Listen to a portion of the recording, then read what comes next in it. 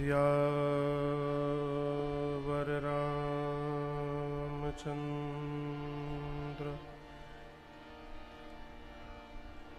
भगवान की जय।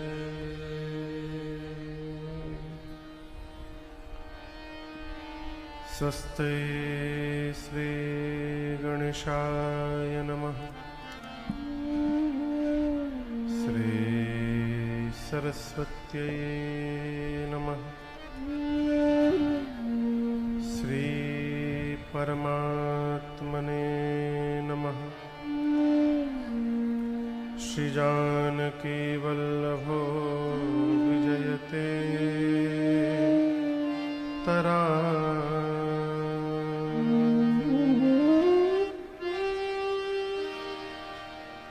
श्री राम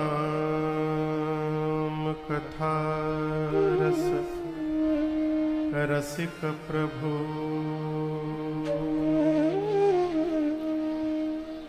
शंभुनाथ हनुमान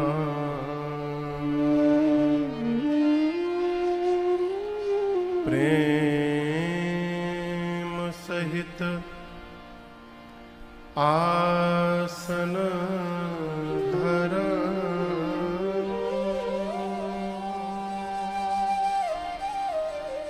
सुनहु कथा करूँगा। सियावर रामचंद्र भगवान की जय।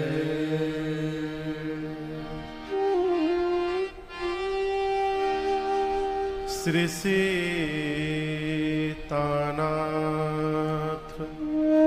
समारंभा श्री रामानंदार्य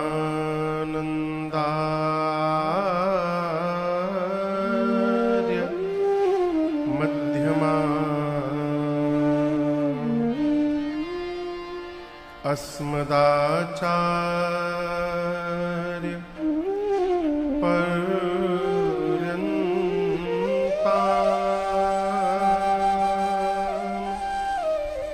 वंदे श्री गुर परंपरा।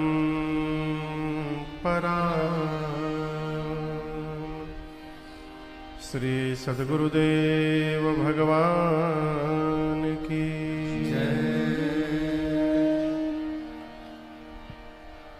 लोकाभिरामं रणरंग धीरं राजीवनेत्रं रघुवंश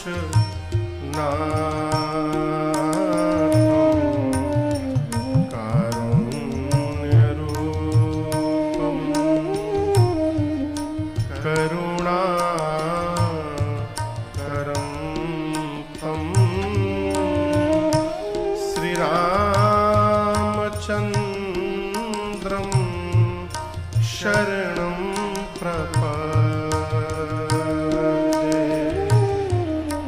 श्री रामचंद्रं कर्पूरगौरं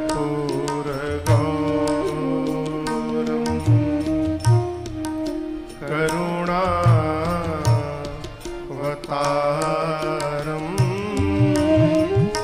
संसार सारं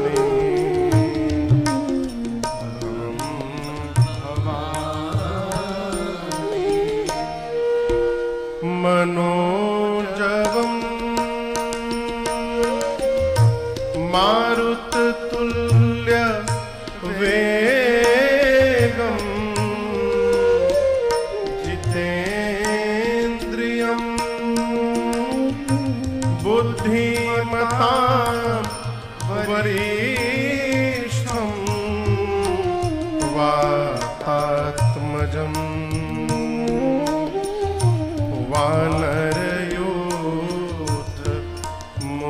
वानरयूथमुख्यम् श्रीरामदूतं शरणं प्रपद्ये।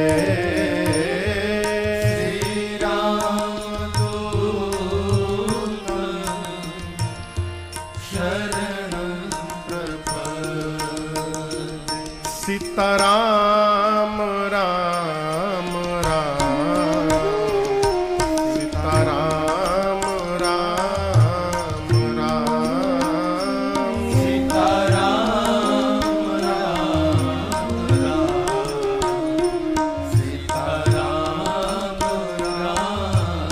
राम सीताराम सीताराम राम राम सीताराम राम राम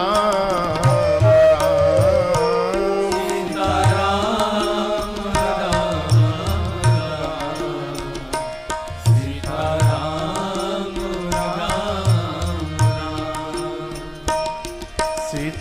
सीताराम राम राम सीताराम राम राम सीताराम राम राम सीताराम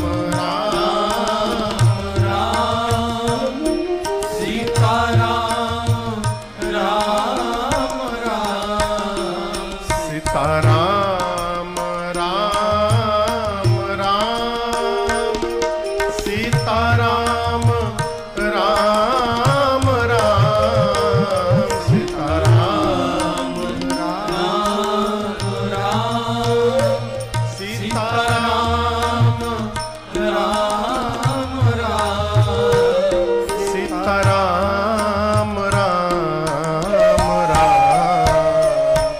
सीताराम राम राम सीताराम राम राम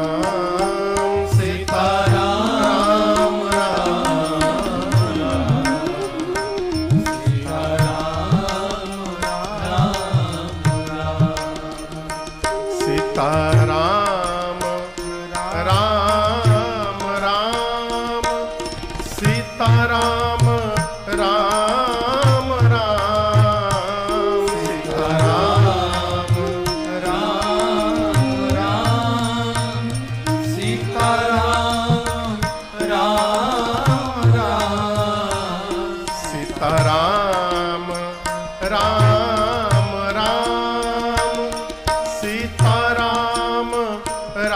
राम राम सीताराम राम राम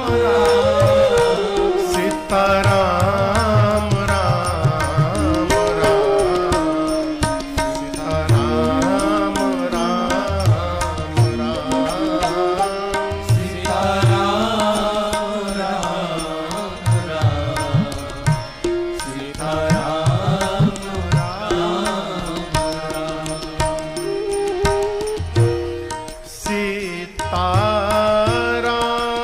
सीताराम चरण रति मोरे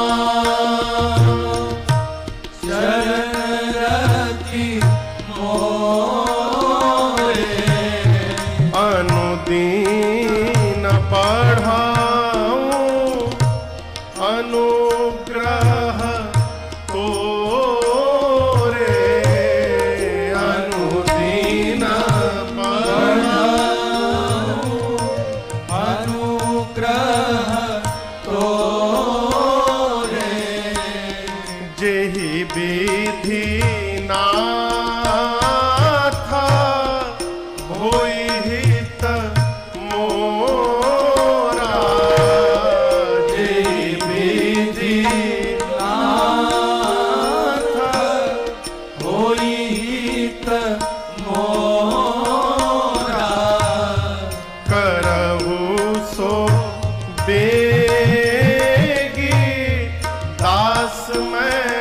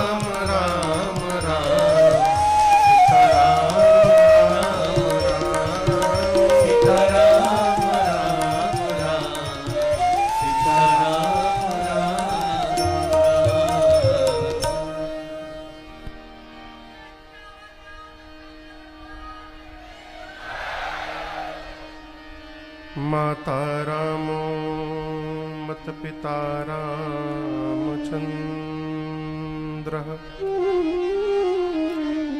स्वामी रामो मत्सखा रामचन्द्रः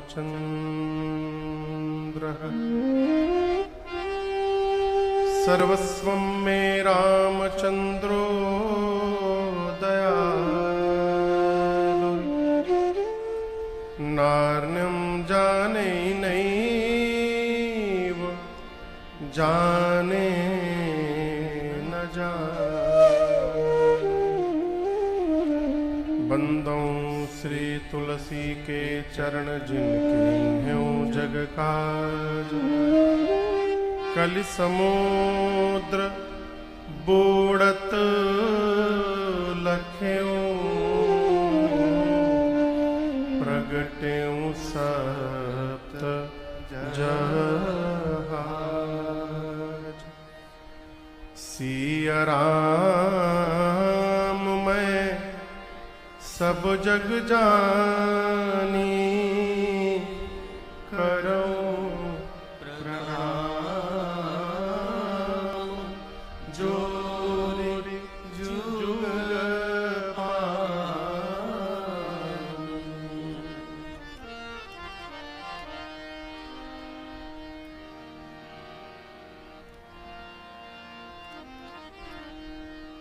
सियावर रामचंद्र भगवान की जय। जोर से बोलिए। श्री बाल कृष्ण भगवान की जय। श्री उमापति महादेव की जय। पवन सुत हनुमान की जय। पूज्यपाद गोस्वामी तुलसीदास जी महाराज की जय। श्री रामचरितमानस भगवान की जय। नमः पार्वती पतये हर हर महादेव।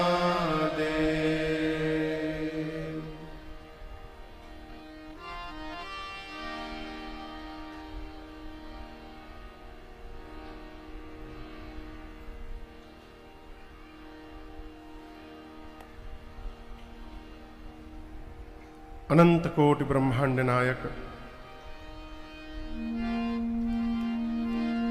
अकारण करुणा वरुणालय परात्पर ब्रह्म भगवान श्री राघवेंद्र सरकार के श्री चरणों में बारंबार वंदन। भूतनाथ भगवान विश्वनाथ मां अन्नपूर्णा एवं अनंत बलवंत श्री हनुमंत लाल जी महाराज के श्री चरणों में साष्टांग दंडवत। कली पावना अवतार प्रातः स्मरणीय परम पूज्यपाद गोस्वामी श्री तुलसीदास जी महाराज के श्री चरणों में बारंबार वंदन। सिंगरौली मध्य प्रदेश में स्थित ये शहर बैढ़न, जिसके इस परम पुनीत धराधाम पर श्री राम कथा आयोजन समिति सिंगरौली के तत्वावधान में गाई जा रही 9 दिवसीय श्री राम कथा महोत्सव। ये कथा गंगा बहते बहते आज अपने 8वें दिवस में प्रवेश कर गई। इस पूरे आयोजन के केंद्र में जिनके संकल्प के परिणाम से ये स्वरूप हमको और आपको दर्शित हो रहा है, हमारे परम आदरणीय भैया कपूर त्रिपाठी जी। पिछले 2 वर्षों से ये डेट मांग रहे थे। जब मिले तो एक ही बात कहे, महाराज सिंगरौली के लिए कोई तिथि निश्चित करिए। और जब ये कहते थे मैं मौन हो जाता था, कहां से डेट निकालूं। लेकिन ऐसी करुणा हुई रघुनाथ जी की मेरे ऊपर भी और आपके भी ऊपर कि अचानक ये तिथि रिक्त हुई और हमको आपको इस गंगा में नहाने का सौभाग्य प्राप्त हो गया।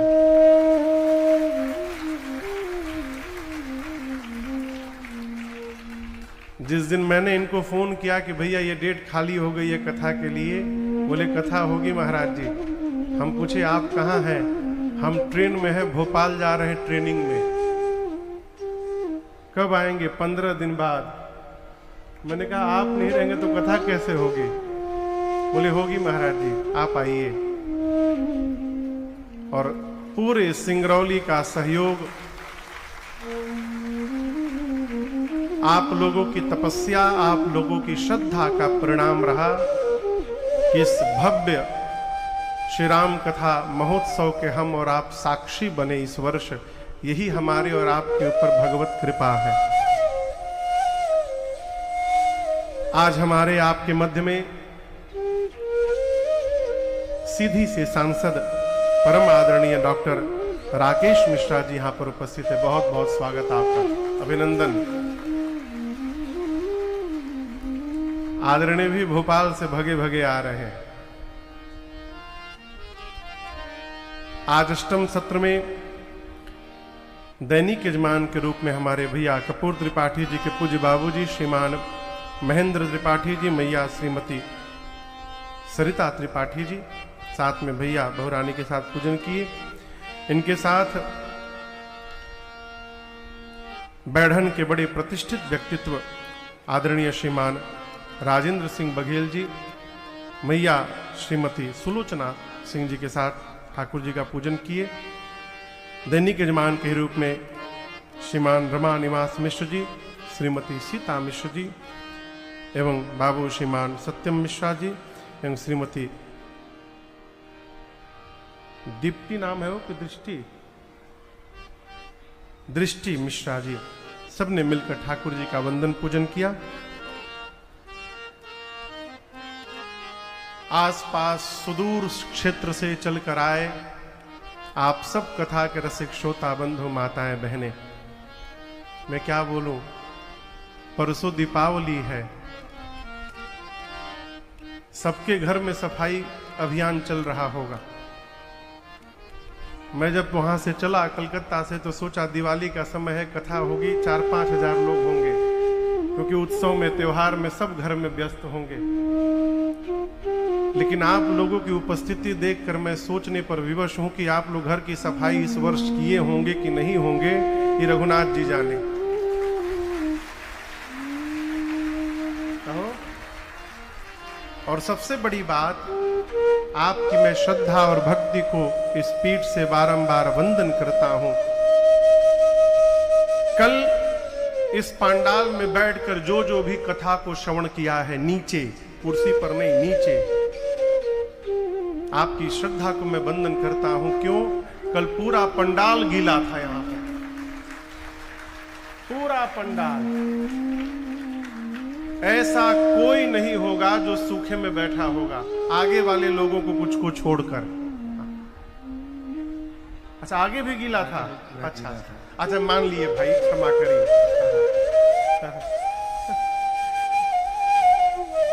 इस तरह की श्रद्धा और इस तरह की भक्ति के बीच में राजन को कथा गाने का सौभाग्य मिला। ये मेरे पर भगवान की कृपा है।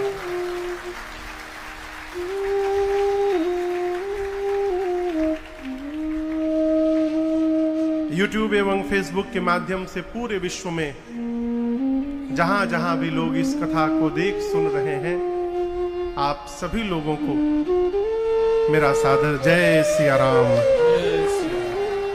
और ऊर्जा से एक बार कहिए जय सिया राम। ये अगवा धुआं धुआं काहे हुआ है हो, उसका परिसर थोड़ा कम कराइए, तो सब लोग भीग जाएंगे। कल नीचे से पानी, आज ऊपर से पानी। हाँ, अभी ठीक है। कल हमने आपने गाया, श्रवण किया, प्रभु चित्रकूट में जाकर वास किए। भरत भैया अयोध्या आए हैं, पूरी सूचना मिली। पिताजी का श्राद्ध कर्म विधिवत पूर्ण किया भरत भैया ने। उसके बाद अवध में श्रद्धांजलि सभा बैठी है। सब प्रकार से गुरुदेव भगवान, सुमंत जी, मां कौशल्या, सब भरत जी से एक ही बात कहते हैं, भरत जी आपके पिताजी को वचन प्रिय था, प्राण प्रिय नहीं था, इसलिए उन्होंने प्राण का त्याग किया, वचन की रक्षा की। इसलिए हे भरत जी, नृपहि प्राण प्रिय, निपहि वचन प्रिय, नहीं प्रिय प्राण, करहु तात पितु वचन प्रमाण। हे भरत जी, आप पिताजी के वचनों को पूर्ण करिए। एक वचन मानकर राम जी वन में चले गए, दूसरे वचन को मानकर आप राजा बन जाइए। और यही संस्कार का दर्शन करना है माए बाप। एक बात निवेदन करूं, जीवन में कभी भी अपने से श्रेष्ठ के आसन पर नहीं बैठना चाहिए, यह अपराध है। अपने से बड़े के आसन पर भूल कर भी नहीं बैठना चाहिए। भरत जी जानते हैं कि वो जो आसन है वो श्री रघुनाथ जी का है, उस पर मैं कैसे बैठ सकता हूं। सब कहते रहे, अंत में भरत जी ने अपनी बात रखी कि मैं प्रातः काल वन में भैया के पास जाना चाहता हूं। और आपने कल श्रवण किया, पूरे समाज को लेकर भरत भैया राम जी से मिलने के लिए वन की ओर चले। और चौथे दिन श्रृंगवेरपुर में निषाद राजगुह के पास भरत भैया रात्रि में विश्राम किए हैं। यहां पर कल हम लोग कथा को विश्राम दिए थे।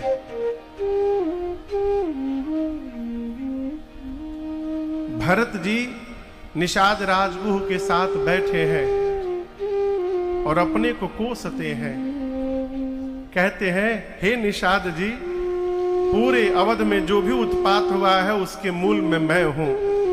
बाबा कहते हैं, मैं धीग धीग अघ उदधि अगाधि, मैं धीग धीग अघ उदधि अभागी, सब उत्पात भयउ जेहि लागे, सब उत्पात भयउ जेहि लागे, कुल कलंक करि सृजेउ विधाता, कुल कलंक करि सृजेउ विधाता,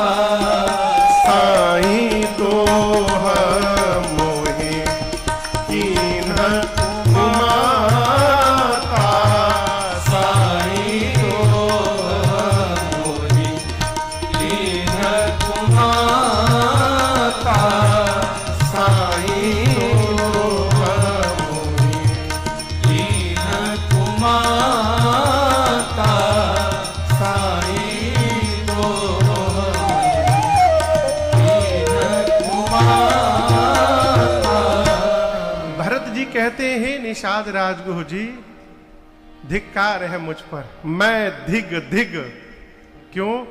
मैं पाप का समुद्र हूं। मेरे घर में जो भी उत्पात हुआ है वो सब मेरे कारण हुआ है। ये प्रसंग कहता है, घर में कोई भी अप्रिय घटना घटे तो विवेकी पुरुष को उस घटना में अपनी भूमिका का दर्शन करना चाहिए कि इस उत्पात में मैं कहां खड़ा हूं। होता क्या है, उत्पात करने वाला उत्पाती उत्पात करने के बाद अपना सारा अपराध अपने से कमजोर के सिर पे मढ़ देता है। इन्होंने किया है। भरत जी कहते हैं, मैंने किया है, मेरे कारण हुआ है। ब्रह्मा जी ने मुझे कुल का कलंक बनाकर जन्म दिया है, मेरे प्रभु का मुझे द्रोही बना दिया और मेरी माता को कुमाता बना दिया। निषाद राजगुह सुनते रहे और उसके बाद बोले, भरत जी आप क्या बोल रहे हैं? आपकी मां ने कुछ नहीं किया है, ये तो विधाता की रचना है।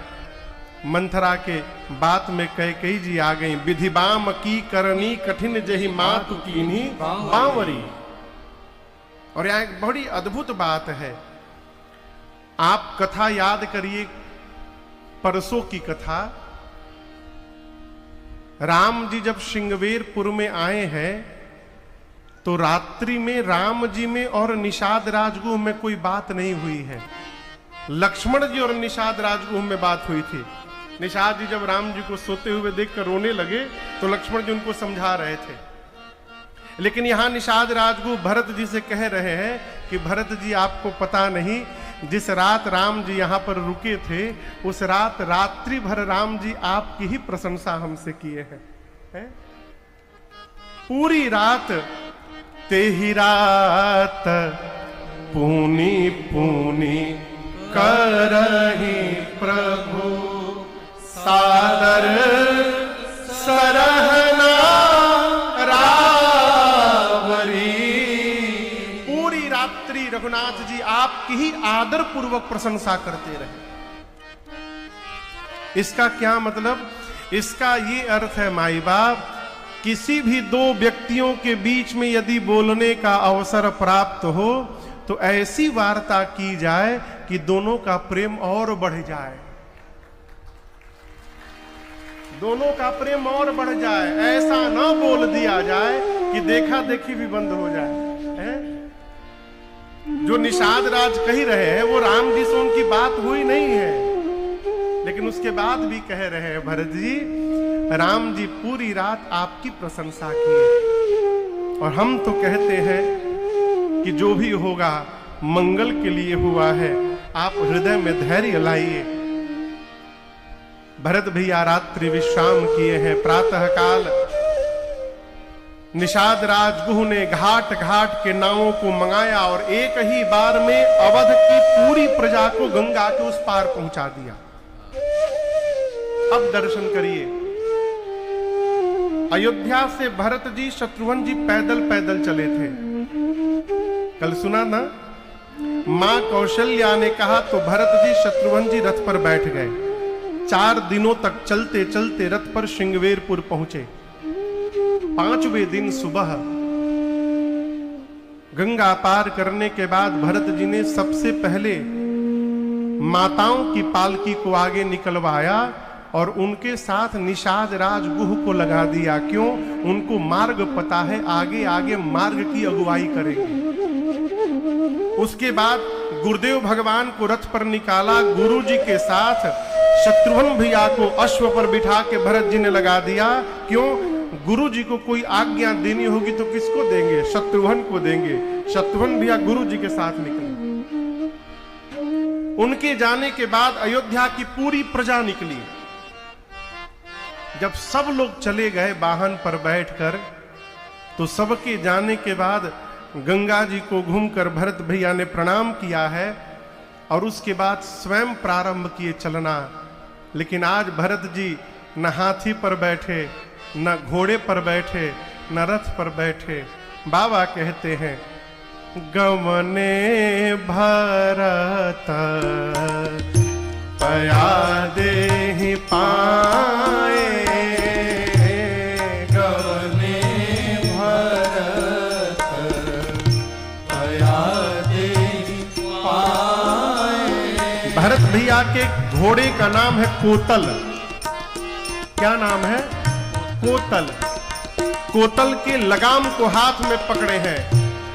कोतल संग जाहि डोरिया,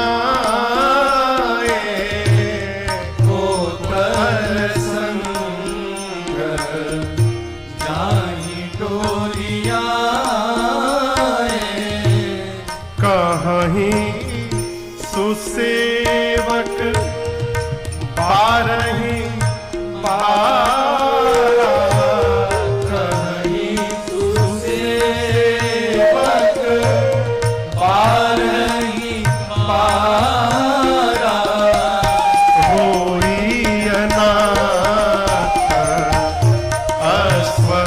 असवारा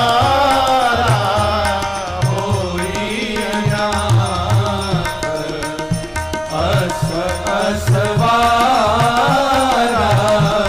होई अनाथ असवारा होई अनाथ असवारा। भरत भैया कोतल के लगाम को हाथ में पकड़कर पैदल पैदल चलना प्रारंभ किए। सेवक भरत भैया के बिहवल हो गए, कहे प्रभु रथ पर नहीं बैठना है तो कम से कम कोतल पर बैठ जाइए, घोड़े पर बैठ जाइए। भरत भैया कहते हैं देखो, अयोध्या से चलते समय मां के कहने के बाद मैं रथ पर इसलिए बैठा क्योंकि मैं जानता था कि मेरे भैया अभी अयोध्या से श्रृंगवेरपुर तक सुमंत जी के साथ रथ पर बैठकर आए थे, इसलिए मैं रथ पर आ गया। परंतु गंगा जी को पार करने के बाद यहां से तो मेरे प्रभु पैदल पैदल गए होंगे, है? जिस रास्ते पर मेरे भैया पैदल पैदल गए हैं उस रास्ते पर मैं घोड़े हाथी पर रथ पर बैठकर जाऊंगा, ये उचित होगा क्या? है? भरत जी कह रहे हैं मैं पैदल चल रहा हूं, ये भी अपराध कर रहा हूं। कैसे? मैं अपने स्वामी की बराबरी कर रहा हूं।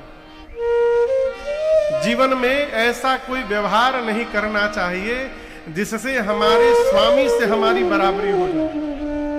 देखिए, सूर्य की और जुगनू की कोई तुलना नहीं हो सकती। 100 करोड़ जुगनू भी मिलकर एक सूर्य की बराबरी नहीं कर सकते। सेवक और स्वामी का अंतर दिखाई पड़ना चाहिए, ये संस्कार है। भरत जी बोले आपको पता है कि राम लक्ष्मण सीता जी कैसे गए हैं वन में? सबसे आगे आगे कौन चलता था? कहिए, जोर से कहिए। राम जी। राम जी के पीछे मेरी किशोरी मैया, मां के पीछे लक्ष्मण भैया। ब्रह्म उभय बीच, उभय मने दोनों, राम लक्ष्मण जी के बीच में। उभय बीच सिय सो हई कैसे, सीता जी कैसी लगती थी? जैसे ब्रह्म और जीव बीच माया जैसे, मानो ब्रह्म और जीव के बीच में माया चल रही हो। कैसे चलते थे? आगे आगे राम जी चलते थे और राम जी के दोनों पांव के चिन्ह के बीच में जो खाली स्थान रहता था, मेरी सीता मैया उसमें पांव रखती थी। क्यों? भगवान के चरण मेरी मां के लिए पूजनीय हैं। भगवान के पद चिन्ह पर यदि मां के पद पड़ जाएंगे तो यह अपराध हो जाएगा। इसलिए दोनों पदों के बीच में जो रिक्त स्थान होता था, मां किशोरी उसमें पांव रख के चलती थी। अब लक्ष्मण जी के लिए समस्या, उनके लिए दोनों के चरण पूजनीय है, वो कहां रखे? तो लक्ष्मण जी सीता राम जी के चरण चिन्हों को अपने शरीर से तनिक दाहिने रख करके और उसके बगल में चला करते थे। भरत भैया कह रहे हैं यहां से लेकर जहां तक मेरे प्रभु होंगे, इस रास्ते पर मेरे प्रभु श्री सीता राम जी के चरणों के चिन्ह बने हैं। मैं पांव पे चल रहा हूं, अपराध है। मेरे लिए तो उचित है कि सिर भरी जाऊं, उचित अस मोरा, सब ते सेवक धर्म कठोरा। भरत जी बोले मेरे लिए उचित है कि मैं सिर पे चल के जाऊं। भरत जी की बात सुनकर सेवक भरत भैया के ग्लानि में आ गए। क्यों? सोचने लगे राम जी पैदल गए तो भरत जी उनके सेवक हैं, कह रहे मुझे सिर पे चल के जाना चाहिए। यदि भरत जी सिर पे चल के जाएंगे तो हम उनके सेवक हैं, फिर हम कैसे जाएंगे आगे? ये सोचकर सेवक ग्लानि में आ गए। गोस्वामी जी कहते हैं चलते चलते दिन के तीसरे पहर में भरत भैया श्रृंगवेरपुर पहुंचे, तीर्थराज प्रयाग पहुंचे। जीवन में पहली बार भरत भैया पैदल चले हैं और पांव की स्थिति कैसी थी पता है? झलका झलकत पायन कैसे, झलका झलकत पायन कैसे, पंकज कोश कोश कण जैसे, पंकज कोश कोश कण जैसे, भरत पया ही आए आजो, भरत पया आए आजो, भयउ दुखित सुनि सकल समाजो, भयउ दुखित सुनि सकल समाजो, भयउ दुखित सुनि सकल समाजो, भयउ दुखित सुनि सकल समाजो। भरत भैया के पांव में छाले निकल गए थे। कैसे? अभी ठंड का समय आने वाला है, लगभग प्रारंभ हो ही रहा है। अब ठंड में देखिएगा प्रातः काल घास पर ओस की बूंदें चमकती हैं, अथवा किसी भी समय आप कमल के पंखुड़ियों पर देखिएगा, आप ओस की बूंदें जब पड़ती हैं तो मोती की तरह चमकती हैं। उसी प्रकार भरत जी के पांव में छाले चमक रहे थे। कौशल्या मैया सुनी तो दौड़कर भरत जी के पास आई। छाला देखकर मां रोने लगी, आंचल लेकर बार बार सहला रही है पांव को। मां कौशल्या पूछती हैं भरत भैया से, लाल बहुत पीड़ा है ना? भरत जी मुस्कुराए, कहे मां पांव के छालों को तो आप देख रही हो, जो छाला मेरे हृदय पर निकला है मां, वो मेरे रघुनाथ जी को छोड़कर किसी को दिखाई नहीं देगा मैया। और जो पीड़ा इस हृदय में हो रही है, उस पीड़ा के आगे इस पांव की पीड़ा का कोई अर्थ नहीं है मां। उसी परिस्थिति में गोस्वामी जी कहते हैं भरत भैया ने सबकी खबर ली। क्यों? भरत जी आज मुखिया बन के जा रहे हैं।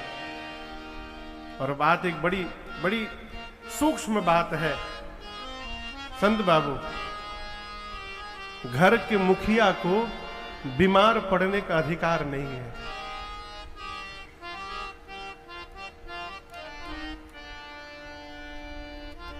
शरीर का मुखिया कौन है मालूम है? मुख। शरीर का मुखिया कौन है? मुख। और सारे अंग परिवारी जन हैं। हाथ में चोट लग जाए तो हाथ काम करना बंद कर देता है। आंख में दिक्कत हो जाए, आंख देखना बंद कर देती है। पांव में चोट लग जाए, पांव चलना बंद कर देता है। लेकिन मुख कट जाए, छाला निकल जाए, घाव हो जाए, मुख अपना काम बंद नहीं करता है। क्यों? मुख जानता है यदि मैं बंद हो गया तो पूरा शरीर समाप्त हो जाएगा। इसलिए जो मुखिया होता है, मुखिया को रूठने का अधिकार नहीं। भरत जी उसी दशा में, पांव में छाले निकले हैं, लेकिन उसी दशा में पूरी प्रजा की हालचाल भरत जी ने ली। खबर लीन है, सब लोग नहा। पता चला लोग पहले आके ही त्रिवेणी जी में स्नान कर चुके हैं। गुरुदेव भगवान ने भरत जी से कहा, ले जाकर त्रिवेणी जी के संगम पर संकल्प कराया और कहा भरत आप भी स्नान कर लीजिए। लेकिन भरत जी जा नहीं रहे हैं। गुरु जी ने कई बार कहा भरत जी जाइए स्नान करिए, भरत जी जा नहीं रहे हैं। गुरुदेव ने पूछा क्यों नहीं जा रहे हो भरत? भरत, आप लोग त्रिवेणी देखें तीर्थराज प्रयाग में, कहिए कितनी नदियां हैं वहां? कौन कौन? गंगा, यमुना और सरस्वती। गुरु जी बोले क्यों नहीं जा रहे हो? भरत जी बोले गुरुदेव इसमें सरस्वती भी बैठी है, और ये वही सरस्वती है जिन्होंने आकर अयोध्या में मती फेरी मंथरा की और मेरे घर में उत्पात हो गया।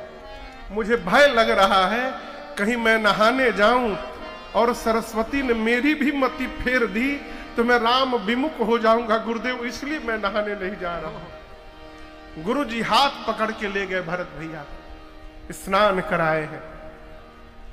सबिधि सिता सित नीर नहाए। भरत भैया स्नान किए।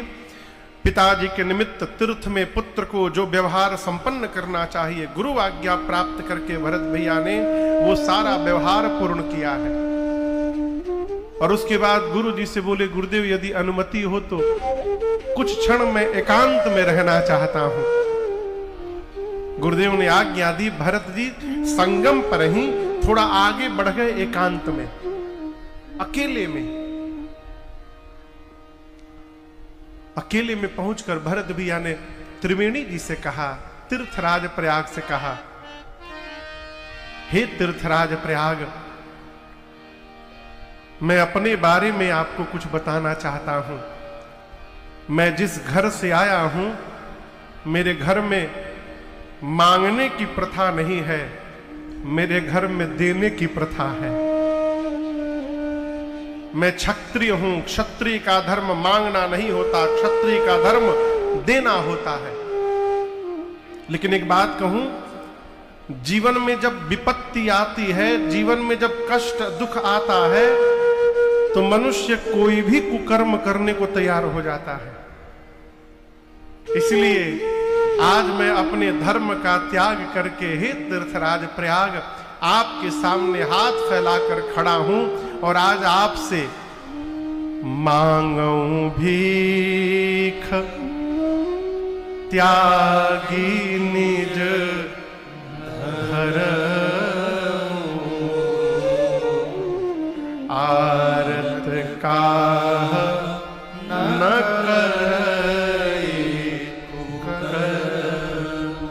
मैं आज आपसे भिक्षा मांगने आया हूं। किसने बोला?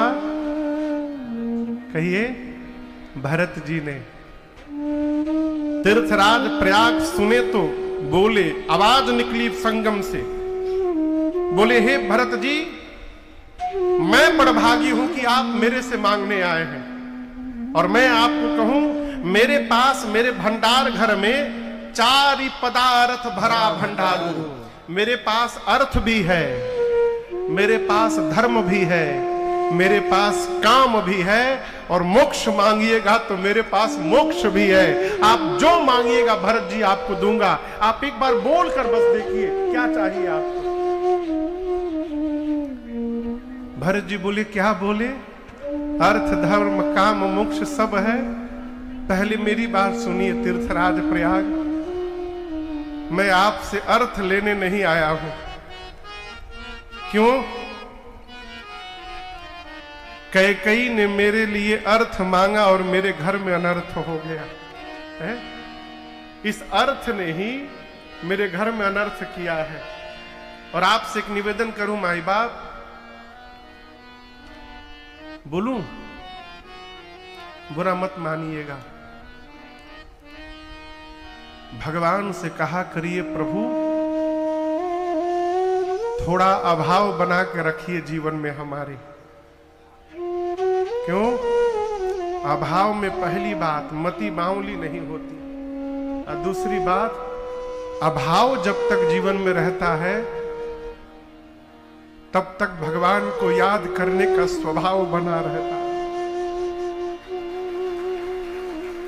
जिस दिन अभाव समाप्त हुआ, पहला काम जीव करता है भगवान को भुला जाता है। भरत जी कहते हैं हे तीर्थराज प्रयाग, अर्थ ने ही तो मेरे घर में अनर्थ किया है। मैं अर्थ छोड़ करके आया हूं अयोध्या से, मैं अर्थ लेने नहीं आया हूं। धर्म बोल रहे थे आप, तो भरत के जीवन में केवल एक धर्म है और मैं जीवन पर्यंत उसी धर्म का पालन करना चाहता हूं। क्या? जीवन की आखिरी श्वास तक भरत अपने भैया राम की आज्ञा का पालन करता रहे, इसके अलावा मेरे लिए दूसरा कोई धर्म नहीं है।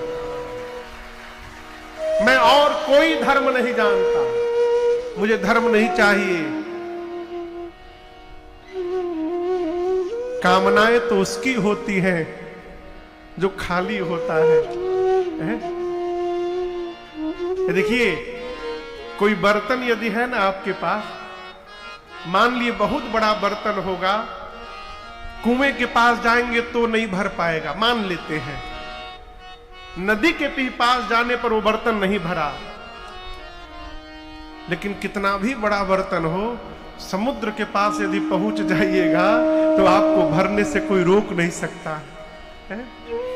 भरत जी कहते हैं, मेरे भैया समुद्र हैं, आनंद के समुद्र हैं, दया के समुद्र हैं, सुख के समुद्र हैं, और प्रभु को प्राप्त करने के बाद जीवन की सभी कामनाएं समाप्त हो चुकी हैं, इसलिए मैं कोई कामना लेकर आपके पास नहीं आया हूं।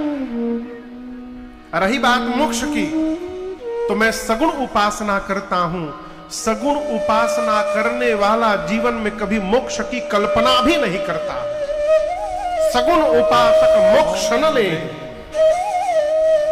आप में से जितने लोग भगवान की सगुण उपासना करते हैं, भगवान में ठाकुर जी को रखकर उनकी सेवा पूजा करते हैं, भूल कर भी भगवान से ये मत कहिएगा कि प्रभु मोक्ष प्रदान करिए, बिल्कुल नहीं, भूल कर भी नहीं। भगवान से कहिए, प्रभु प्राण जब निकले ना तो उसके बाद फिर जन्म दीजिएगा हमको, और कहां दीजिएगा? इसी भारत वर्ष में दीजिएगा।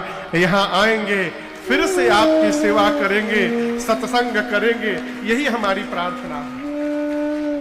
भरत जी बोले, मुझे न अर्थ चाहिए, न धर्म चाहिए, न कामना कोई बाकी है, न मोक्ष चाहिए। भरत जी की बात सुनकर तीर्थराज प्रयाग संकोच में पड़ गए। क्यों? मेरे पास जो देने के लिए है वो भरत जी को चाहिए ही नहीं। अब जो भरत जी मांगेंगे वो मैं कहां से ला करके दूंगा? तीर्थराज प्रयाग ने पूछा, भरत जी आपको चाहिए क्या? तब भरत भैया ने कहा, जन्म जन्म रति राम पद यह वरदान। एक वरदान दीजिए, मैं जब जब धरती पर जन्म लूं तब तब मेरे भैया श्री रघुनाथ जी के श्री चरणों में मेरा प्रेम दिन रात बढ़ता जाए। तीर्थराज प्रयाग, इसके अलावा हमें आपसे दूसरा कोई वरदान नहीं चाहिए। यहां पर दर्शन करिए, भरत जी इस बात को जानते हैं कि तीर्थराज प्रयाग से जो भी मांगा जाएगा प्राप्त हो जाएगा, ये बात वो जानते हैं। भरत जी चाहते तो ये भी बोल सकते थे कि मैं भैया को मनाने जा रहा हूं, आप आशीर्वाद दीजिए, मेरी बात मानकर भैया मेरे साथ वापस अयोध्या लौट चले। लेकिन भरत जी ये नहीं मांगे। क्या मांगे? जन्म जन्म रति राम पद यह वरदान।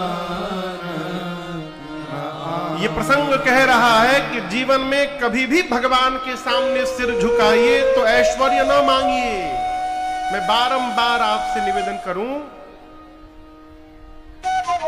साकेतवासी स्वामी श्री राजेश्वरानंद सरस्वती जी महाराज कहते थे, भाग्य में यदि होगा, भाग्य में, तो जो सुख भाग गया है वो भी भाग करके आएगा। और यदि भाग्य में नहीं है तो आया हुआ भी भाग करके चला जाएगा, टिकने वाला नहीं है।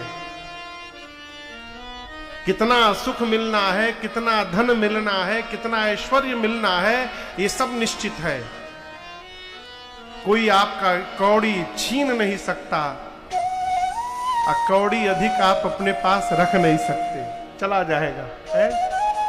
फिर क्या महाराज, भगवान के सामने आप राम कथा में बैठे हैं, आपके सामने रघुनाथ जी हैं, मेरे सामने मेरे लाला सरकार हैं, आप में से जो कन्हैया के भगत हैं, कन्हैया के कितने भगत हैं? कन्हैया वाले कन्हैया के भगत हैं, आप में से जो कन्हैया के भगत है ना, राम जी से कहिए, हे रघुनाथ जी आशीर्वाद दीजिए, हमारे बांके बिहारी के चरणों में हमारा प्रेम दिन रात बढ़ता जाए, इसके अलावा हमें आपसे कुछ नहीं चाहिए।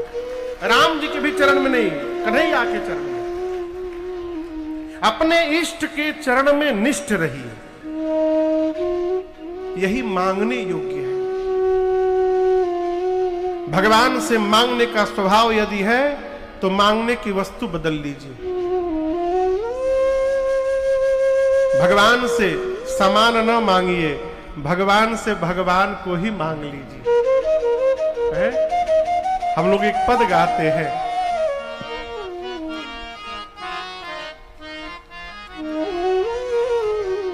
राम से, ना से नहीं,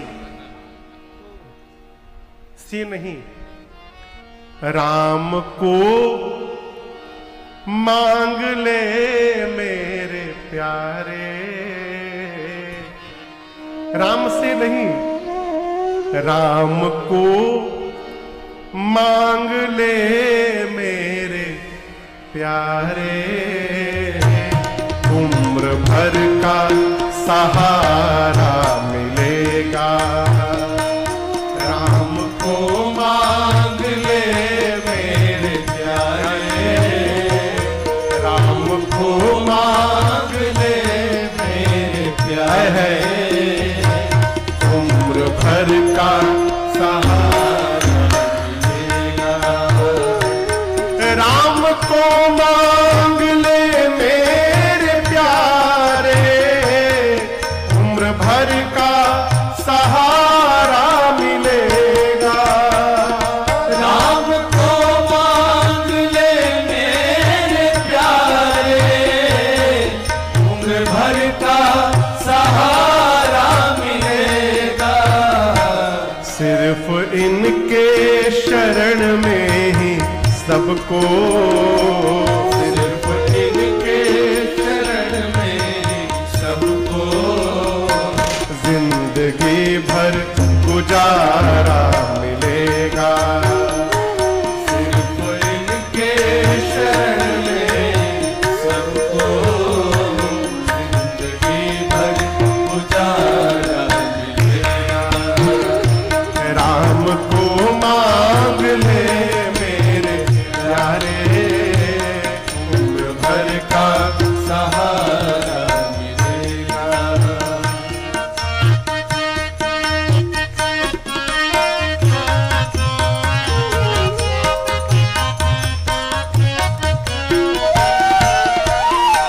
कितना दो हाथों से ले सकेगा, देने वाले की है लाख बाहें, कितना दो हाथों से ले सकेगा, देने वाले की है लाख बाहें, कितना दो हाथों से ले सकेगा, देने वाले की है लाख बाहें, कितना दो हाथों से ले सकेगा, देने वाले की है लाख बाहें। फिर महाराज, इनका दामन पकड़ कर तो देखो, इनका दामन पकड़ कर तू देखो, खुशनुमा सा नजारा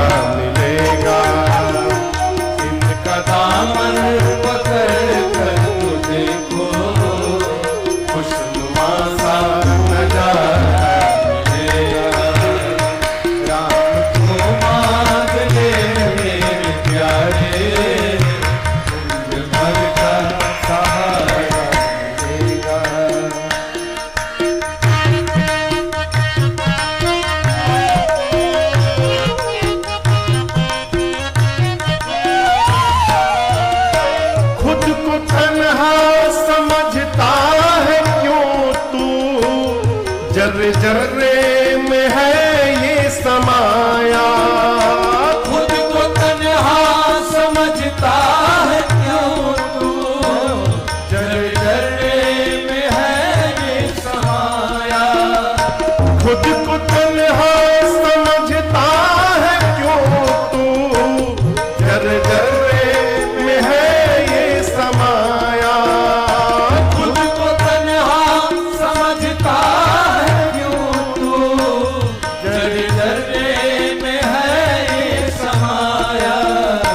दुख में आवाज दे कर तो देखो, एक बार आवाज दे कर तू देखो, कौशिला का दुलारा मिलेगा। में आवाज दे कर तू देखो, कौशिला का दुलारा मिलेगा। राम को मांग ले मेरे प्यारे, उम्र भर का सहारा मिलेगा, उम्र भर का सहारा मिलेगा, उम्र भर का सहारा मिलेगा। सिर्फ इनके शरण में ही सबको जिंदगी भर गुजारा मिलेगा। भरत भैया ने कहा, हे तीर्थराज प्रयाग, ऐसी कृपा करिए जब जब जन्म लूं मेरे भैया के चरणों में मेरा प्रेम दिन रात बढ़ता जाए और कुछ नहीं चाहिए। एक बात और मैं कहूं आपसे,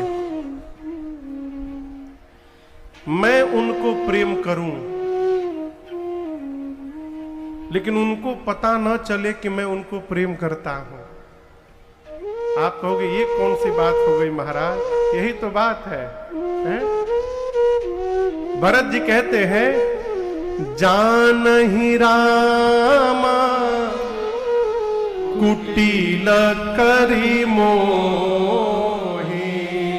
मेरे भैया मुझे कुटिल समझे, लोग मुझे गुरु और स्वामी का द्रोही समझे। मैं उनको प्रेम करूं, उनको पता ना चले कि मैं प्रेम करता हूं। हम जनवाने में ही लगे रहते हैं, अंत में बोल भी देते हैं, आप भाई साहब समझ नहीं रहे कि हम आपको कितना प्रेम करते हैं, बुरा न मानिएगा। जहां प्रेम होता है वहां समझाना नहीं पड़ता है, और जहां समझाना पड़ रहा है वहां कुछ है वो नहीं है। श्री रामचरितमानस के सबसे अंत में एक दोहा है, एकदम अंत में। आप में से कई लोगों को वो दोहा याद होगा, आइए मेरे साथ गाइए। क्या? कामिहि नारी प्यारी जिमि, लोभी प्रिय जिमिताम, तिमि रघुनाथ निरंतर, प्रिय लागहु मोहि राम। गोस्वामी तुलसीदास जी कहते, प्रभु कामी व्यक्ति जैसे स्त्री को प्रेम करता है, कामी ही नारी प्यारी जिमि, और लोभी प्रिय जिमिदाम, लोभी आदमी जैसे रुपया को प्रेम करता है। हे रघुनाथ जी कृपा करिए, ये तुलसी भी आपको उसी प्रकार प्रेम करता रहे, ये मेरी आपसे प्रार्थना है। अब यहां दर्शन करिए, यहां गोस्वामी जी ने दो उदाहरण दिया, ठीक ना?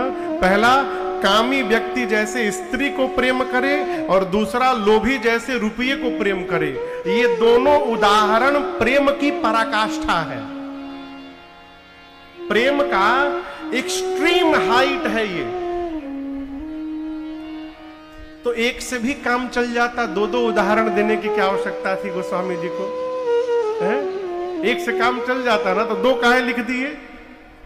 दर्शन करिए, गोस्वामी जी पहले एक ही लिखना चाहते थे, एक उदाहरण लिखे, कामिहि नारी प्यारी जिमि। हे प्रभु, कामी व्यक्ति जैसे स्त्री को प्रेम करता है। लिखने के बाद गोस्वामी जी कलम रख दिए, अरे ये तो मैंने गलत लिख दिया, गलत लिख दिया। अब गोस्वामी जी की एक विशेषता लेखनी की, गोस्वामी जी लिखने के बाद मिटाते काटते नहीं थे, जो लिख गया सो लिख गया। गलत कैसे लिख दिया? कामी व्यक्ति स्त्री को प्रेम करता है, लेकिन कहीं ना कहीं मन में यह भी भाव रखता है कि वो स्त्री भी मुझे प्रेम करे। गोस्वामी जी बोले, ये उदाहरण देकर तो मैं भगवान को ये कह रहा हूं कि प्रभु मैं आपको प्रेम कर रहा हूं, आप भी मुझको प्रेम करिए, मैं भगवान को विवश कर रहा हूं। गोस्वामी जी बोले, प्रभु ये पहले वाला नहीं, इसको भूल जाइए। दूसरा लिखता हूं, लोभी प्रिय जिमीदार। लोभी जैसे रुपए को प्रेम करता है। कैसे? लोभी आदमी रुपए को प्रेम करता है, लेकिन कभी भी ये नहीं चाहता कि ये रुपया भी उसे प्रेम करे, क्योंकि रुपया निर्जीव है, सजीव नहीं है, वो केवल प्रेम करता है। गोस्वामी जी कहते, प्रभु बाद वाला मानिएगा। क्या? जैसे लोभी रुपए को प्रेम करता रहता है, रुपया उसको प्रेम करे चाहे न करे उसको कोई अंतर नहीं पड़ता, वो बस रुपए को प्रेम करता है प्रभु। उसी प्रकार ये तुलसी आपको प्रेम करता रहे सदैव। आप हमको प्रेम करिए चाहे मत करिए, ये आपकी समस्या, हमको कोई लेना देना नहीं, हम आपको प्रेम करते रहे। ये प्रेम है। भरत जी कहते हैं, रघुनाथ जी मुझे कुटिल समझे, लोग मुझे गुरु और स्वामी का द्रोही समझे, उसके बाद भी सीताराम चरण रति मोरे, सीताराम चरण रति मोरे, अनुदीन बढ़ाऊं अनुग्रह तोरे, अनुदीन बढ़ाऊं अनुग्रह तोरे। भरत बचन सुनी माझ त्रिवेणी, भरत बचन सुनी माझ त्रिवेणी, भई मृत्यु बानी सुमंगल देनी, भई मृत्यु बानी बोल पड़ी सुमंगल देनी। तात भरत तुम सब विधि साधु, तात भरत तुम सब विधि साधु, राम चरण अनुराग अगाधो, राम चरण अनुराग अगाधो, बादी गलानी करहु मन माही, बाजी गलानी करहु मन माही। तुम समरानी तुम प्रिय नारी, तुम समरामणि हो प्रिय नारी, तुम समरामणि हो प्रिय नारी। भरत जी क्या मांगे? जो आप हम रोज गाते हैं यहां मंगलाचरण में, सीताराम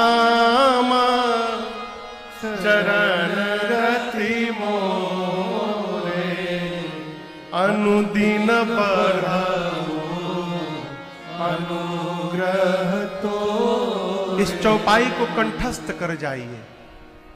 कंठस्थ।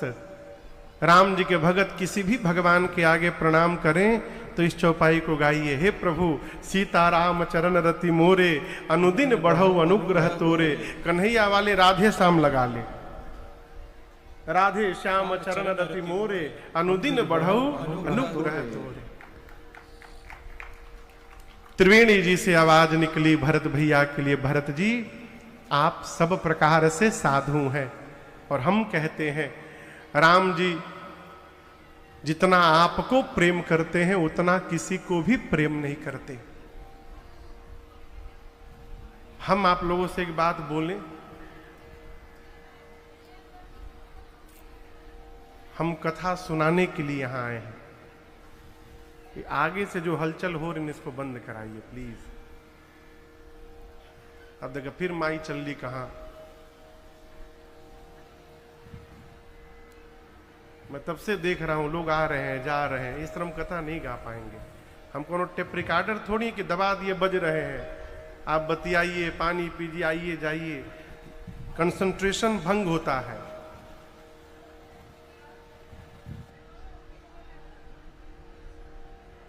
जिसको भी जाना है आप लोग इधर से जाइए, और जिसको बीच में निकलना है वो कृपया पीछे बैठा करें।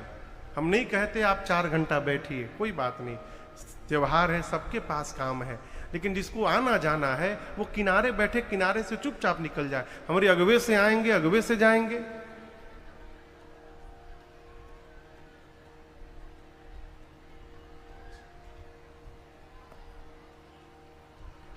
जो बीच में खड़े हैं बैठ जाइए चुपचाप।